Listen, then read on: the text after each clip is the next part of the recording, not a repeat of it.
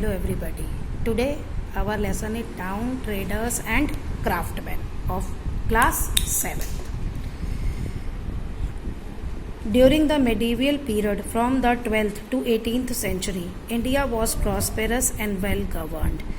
medieval period जो India में था 12th to 18th century, उस पीरियड में इंडिया बहुत प्रॉस्पेरस मतलब खुशहाल था और जो भी राजा राज करते थे वेल गवर्नड मतलब राज जिस भी राजा ने किया उसने अच्छे से किया, गवर्नमेंट अच्छी थी. The Cholas, the Delhi sultans and the Mughals had a well governed empire that brought in stability and progress. चाहे चोलास थे, दिल्ली सुल्तान्स थे या मुगल्स थे, पॉलिटिकल स्टेबिलिटी थी. मतलब एक राजा जो था वो काफ़ी टाइम तक राज करता था, गवर्नमेंट चेंज नहीं होती थी, यानी राजा चेंज नहीं होता था, जिसकी वजह से तरक्की हुई और स्टेबिलिटी रही, स्थिरता रही.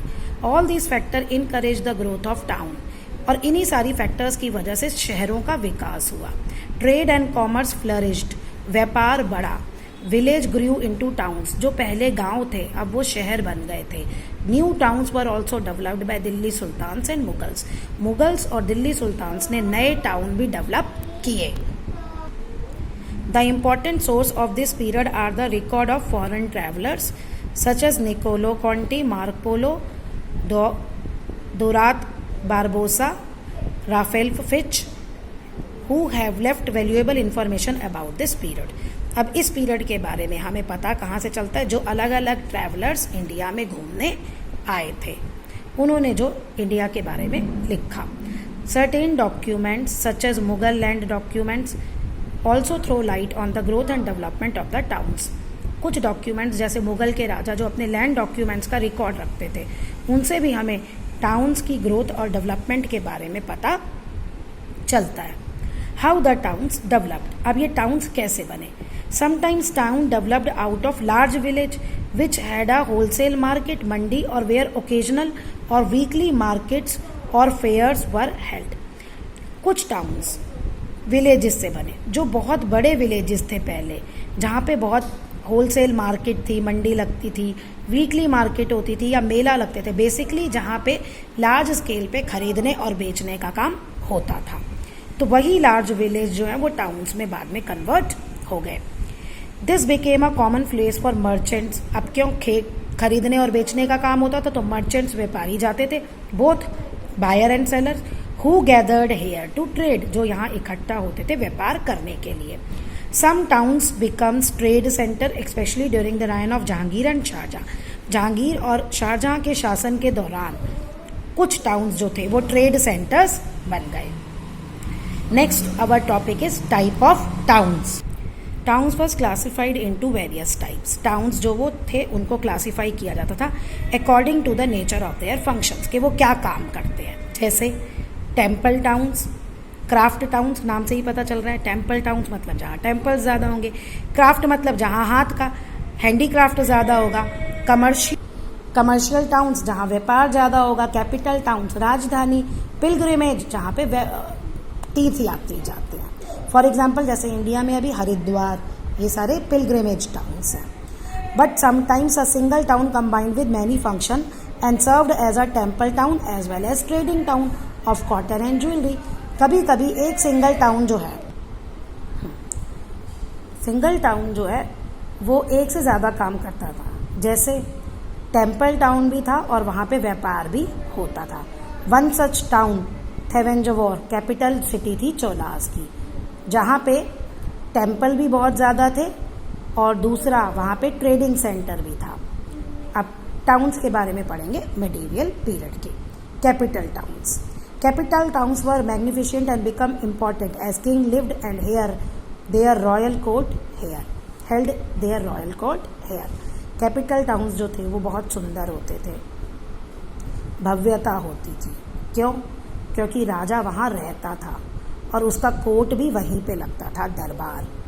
As a result they become policy making and implementing hubs and administrative center, जिसके कारण वहाँ पॉलिसी मेकिंग और सारे भी जो भी एडमिनिस्ट्रेटिव सेंटर था, जो भी सारे काम होते थे इम्प्लीमेंट करना और लॉज बनाना. जैसे आप कह सकते हो दिल्ली में क्या होता है, हमारी पार्लियामेंट है, वहीं पे सारे लॉज बनते हैं वहीं पे ही सारे पॉलिटिशियंस रहते हैं।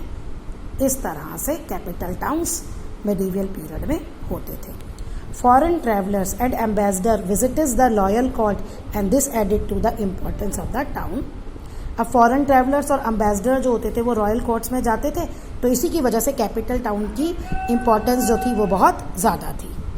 हाँ जी, दिल्ली, जैसे दिल्ली में हर एक कंट्री की एम्बेसी है, जापान की एम्बेसी, यूएस एम्बेसीज है, तो ऐसे ही सेम इम्पोर्टेंस पहले थी।